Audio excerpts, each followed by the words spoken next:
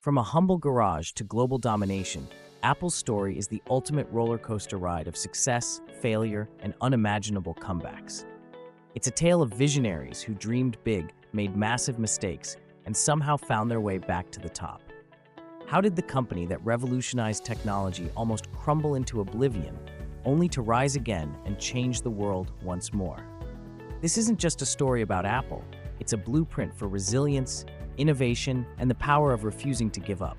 Get ready for a journey through the rise, fall, and rise again of the tech giant that reshaped the way we live, work, and think. Welcome to Roots to Riches, the channel that uncovers the secrets behind the success of the world's greatest companies. From their humble beginnings to their toughest battles, we reveal how they turned struggles into triumphs. Don't miss out. Subscribe and enable notifications so you're always first to hear these incredible stories. Let's inspire others together by sharing these journeys with those who need a spark of motivation. Thanks for being part of this growing community of dreamers and achievers. Let's begin. Imagine holding a product so revolutionary it changed the way we live, work, and even think. Now imagine the company behind it falling apart, its iconic founder ousted, products failing, and bankruptcy looming. Sounds impossible, right? But this is the story of Apple, a tale of vision, failure, redemption, and the relentless pursuit of greatness. Have you ever felt like giving up? Like everything you've worked so hard for is crumbling before your eyes? If you have, you're not alone. Apple, a company worth trillions today, was once on the brink of collapse. But what if I told you that their darkest hour became the foundation for their greatest comeback? And that same resilience could be the key to your own comeback story. Apple's story didn't start in a fancy boardroom or a state-of-the-art lab. It began in a cramped garage in Los Altos, California, where two young rebels with a cause, Steve Jobs and Steve Wozniak, had the audacity to dream big. Armed with little more than a circuit board and boundless ambition, they set out to change the world. And guess what? They actually did. With the launch of the Apple I and the groundbreaking Apple II, they didn't just build computers, they invented personal computing as we know it. By 1980, Apple was a sensation, and by 1984, they gave us the Macintosh, a machine so innovative it didn't just change the game, it created a whole new one. Back then, a computer without a mouse was just normal. Try explaining that to Gen Z today, though, and they'll probably ask, what kind of pet doesn't scroll? But then, success did what it so often does. It blinded them. Apple grew overconfident, almost cocky, believing they could do no wrong. But wrong, they did. Big wrong. Enter the Apple Lisa, a computer that was undeniably innovative, but came with a price tag so astronomical, it might as well have included a private jet. Customers looked at it and said, "Thanks, but I'd rather buy a house." It flopped harder than a poorly scripted Hollywood sequel. And while the products were struggling, so were the people behind them. Internal battles erupted at Apple, and the intensity that made Steve Jobs such a visionary also made him difficult. His relentless drive and uncompromising standards inspired some, but alienated many. Rumors of shouting matches in the hallways and boardrooms weren't just stories. They were the soundtrack of Apple in the mid-80s. By 1985, it all came to a head. The board decided they'd had enough of Steve's tempestuous leadership. And in a twist of Shakespearean irony, Jobs, the man who co-founded the company, the genius who brought it to life, was ousted. Imagine creating something so deeply connected to your soul, only to be told, yeah, we're good without you. It's like being banned from your own wedding or uninvited to your birthday party. And not just any party, but the one you planned and paid for. And let's be honest, the drama wasn't just corporate. It was deeply personal. Jobs wasn't just leaving a company. He was being pushed out of the world he'd poured his heart and soul into. For most of us, getting fired feels like the end of the world. For Steve, it wasn't the end, but it was the kind of gut punch that makes you question everything. Have you ever made a mistake so big you thought it was the end? Apple did.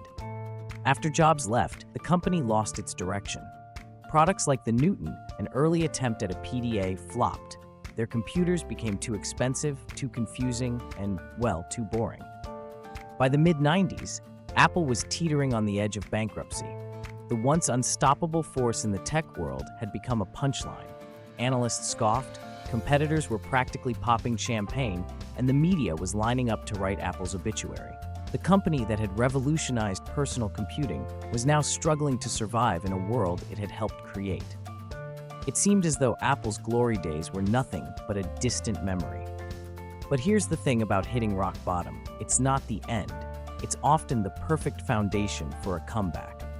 When you're lying flat on the ground, with nowhere to go but up, you gain a unique perspective. In that moment of utter despair, something incredible happens. You realize what you're truly made of.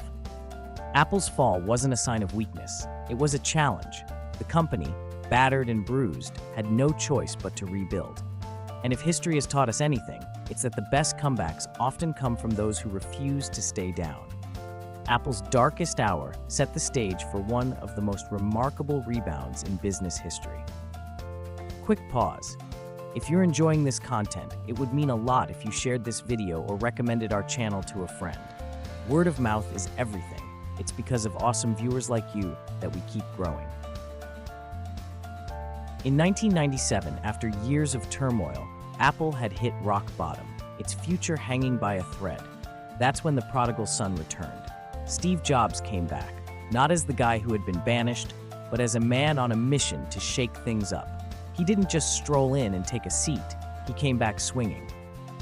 He ruthlessly streamlined Apple's product line, cutting anything that didn't serve the company's core vision. Projects that once seemed like the future were tossed aside like yesterday's news. Jobs wasn't here for clutter, he was here for innovation. The company that had once been bleeding money was about to rise again. And then came the iMac, a colorful, quirky, and user-friendly computer that completely redefined what a personal computer could be. It was as if Jobs had waved a magic wand and made technology fun again. Gone were the dull, beige boxes. In their place were computers that made you smile, with vibrant colors and sleek designs. And just like that, Apple's stock soared. For the first time in years, the company was profitable. It was like a breath of fresh air, and suddenly, things started clicking. It's like cleaning your messy room and stumbling upon your missing socks, your favorite shirt, and wait for it, maybe even a few forgotten bills you can actually use. Everything's better when you find what you've been missing. But Jobs wasn't done. Oh no, he wasn't just interested in saving Apple from the brink of disaster. He wanted to change the world. In 2001, he unveiled the iPod. Simple, sleek, and so easy to use that carrying 1,000 songs in your pocket suddenly felt like the most natural thing in the world. It wasn't just a product, it was an experience. Music had a new home, and it was in your pocket. And then, as if that wasn't enough, came the iPhone in 2007, an innovation so revolutionary it practically redefined the phone. No more tiny screens, no more clunky buttons, just one big, beautiful touchscreen that put the world at your fingertips. Suddenly, smartphones weren't just for tech geeks, they were for everyone. And what came next? Well, let's just say the rest is history. With each new product, Jobs didn't just revive Apple, he redefined what technology could do for us. He made it personal, he made it essential, and he made it cool again. Apple wasn't just a company anymore, it was a way of life. Apple's story isn't just a tale of soaring success. It's a saga of resilience, grit, and relentless determination. It's about falling, getting up, and refusing to stay down. It's about looking at failure not as the end, but as the fuel for a comeback. When Steve Jobs returned to Apple, he didn't waste time mourning the past or wallowing in regrets. He didn't say, "Why did we fail?" Instead, he asked, "What's next?" He didn't let the scars of failure define him. He let them shape him. Jobs didn't just rebuild Apple, he redefined how the world viewed setbacks. Every mistake, every misstep was a lesson in disguise. His mindset? Don't dwell on the past. The past doesn't matter. What matters is the future you create from what you've learned. Think about your own life. Maybe you faced failure at work, in a relationship, or even in chasing a dream. Maybe you feel like the odds are stacked against you, like Apple did in the 90s. But what if your greatest failure could lead to your biggest breakthrough? What if the world isn't laughing at you, it's just waiting for your comeback? Things get more interesting with a powerful reminder. No one ever truly succeeds alone. Success is often built on collaboration, even with those we least expect. When Steve Jobs made his dramatic return to Apple in 1997, things were dire. The company was hanging on by a thread, its future uncertain. So, in one of the most unexpected moves in tech history, Jobs made a deal with none other than Bill Gates, Apple's fiercest rival at the time. Yep, you heard that right. Bill Gates, the mastermind behind Microsoft, the company that had been in a bitter battle with Apple for years, actually came to the rescue. Microsoft invested $150 million in Apple, a lifeline that kept the company afloat. But here's the kicker. These two tech giants, who were once locked in a fierce rivalry, realized something powerful. They weren't just competitors, they were interdependent. The survival and growth of one was tied to the survival and growth of the other. It's easy to think of competition as a zero-sum game. One wins, the other loses. But Jobs and Gates proved that sometimes the smartest move is to acknowledge that both can thrive. Apple needed Microsoft's support to stay in the game, and Microsoft needed Apple's innovation to keep the tech world evolving. Together, they set aside their differences for the greater good, and that deal became one of the key moments that allowed Apple to rise again. Think about it. How often do we get caught up in rivalries, grudges, and thinking we have to do it all ourselves? Jobs and Gates taught us that sometimes it's okay to lean on those we least expect to help us move forward. Success isn't just about winning, it's about knowing when collaboration can turn the tide. Sometimes, the people or situations we think are against us are actually the ones pushing us toward greatness. It's a lesson in humility and collaboration. Today, Apple is a symbol of innovation, creativity, and resilience. But their journey wasn't perfect. It was messy, chaotic, and filled with failure. And that's what makes it so relatable. It's a reminder that greatness isn't about never falling, it's about always getting back up. Apple's journey isn't just about gadgets and groundbreaking innovations. It's about the relentless pursuit of greatness, even in the face of seemingly insurmountable odds. From near bankruptcy to becoming the most valuable company in the world, Apple's rise wasn't inevitable.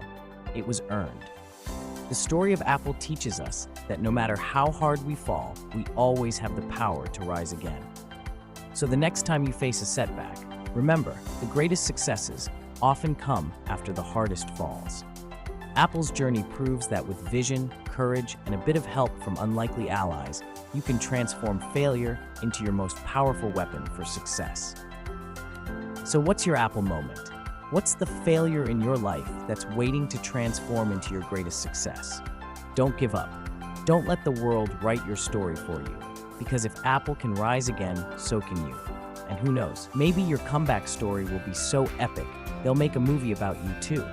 Just make sure it has a good soundtrack, maybe something by Coldplay.